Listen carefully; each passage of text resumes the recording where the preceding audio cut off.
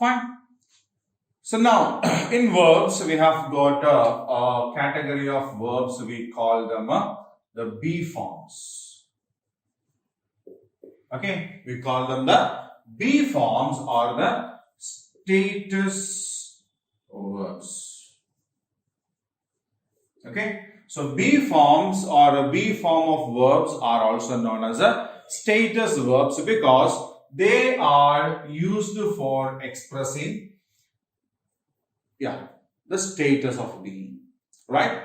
So is, am, are, was, were. These are the B forms. Which are the B forms?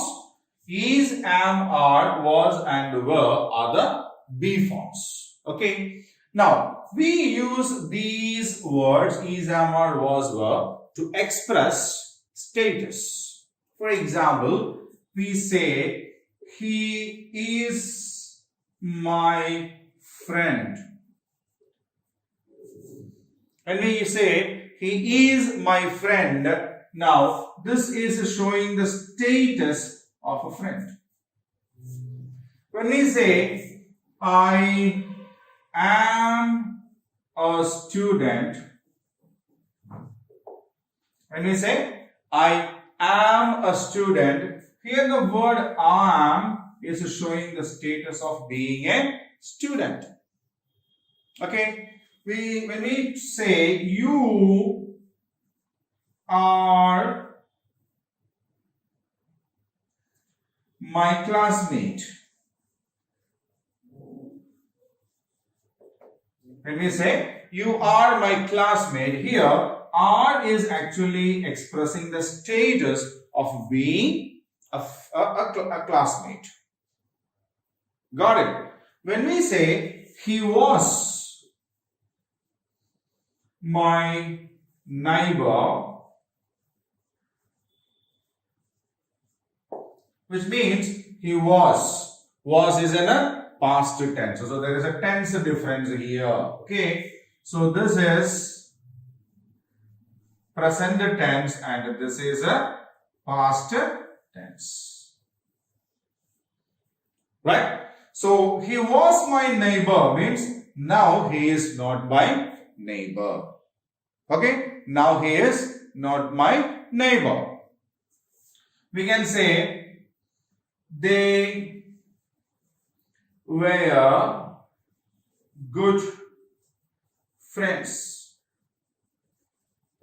Here, were shows being good friends once upon a time. Status of being a good friends once upon a time. Here, was shows the status of being in the past. Okay, was here shows the status of being our neighbor in the past, whereas where here shows the status of being good friends in the past. Okay, so this is the B forms, right? So B forms are is, am, are, was, were. Is, am and are present tense form of B forms. Was and were are the past tense form of B forms, right? And they are used to express status. Clear? Yes. So now we have got an activity based on this B forms of verbs. And we will complete that and then we will go on to the next topic, right? Fill in the blanks with appropriate verbs. So we have learned about the B forms, isn't it? We have learned about the B forms and we have got 4 sentences here with the 5 blanks inside it. We need to choose the correct B forms with which we can complete these sentences. So we will be using the status verbs or the B forms of the verbs, right? So I dash a student of class 4. I am. We are right now, no? So I am a student of class 4. The children dash very happy because they went for a picnic. So it happened already. Went, isn't it? Children, more than one people are there. So the children were happy because they went for a picnic. They dashed on their way to Agra when the car broke down. So this also had happened earlier. This also has happened earlier, isn't it? So they were on the way to Agra. So they were on their way to Agra when the car broke down. Anandi dash a good singer and her grandma also a good singer. Anandi dash. Anandi is a good singer and her grandma was also a good singer. So grandma, when she was young, she was also a good singer. Okay. So I am a student of class 4. The children were very happy because they went for a picnic. They were on their way to Agra when the car broke down.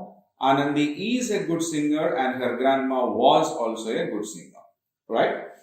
So these are the 4 sentences with the 5 blanks inside it. Right? So I will keep the screen the same for another 2 minutes so that you can have a look at these sentences once again and read them.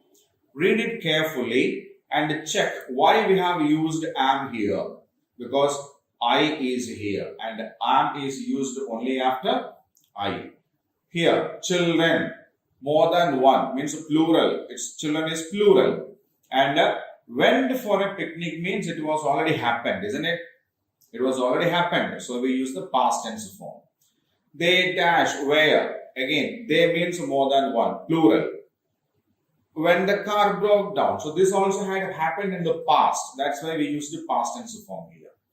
Anandi is now a good singer and her grandma in the past also was a good singer. Right? So when we read these sentences, we need to read it in this way so that we understand why we have used a particular word over there. Clear? Yeah. Now read it.